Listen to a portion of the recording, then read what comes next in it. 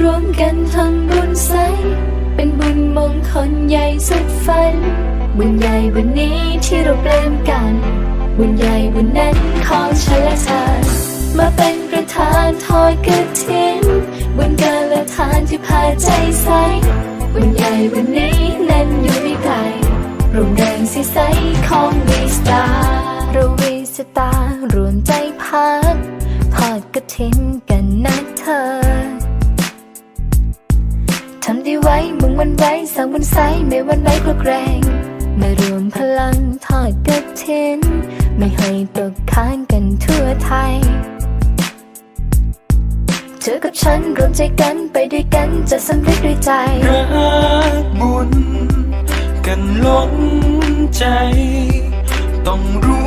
วมใจทอดกฐินสำเร็จกันนะเธอ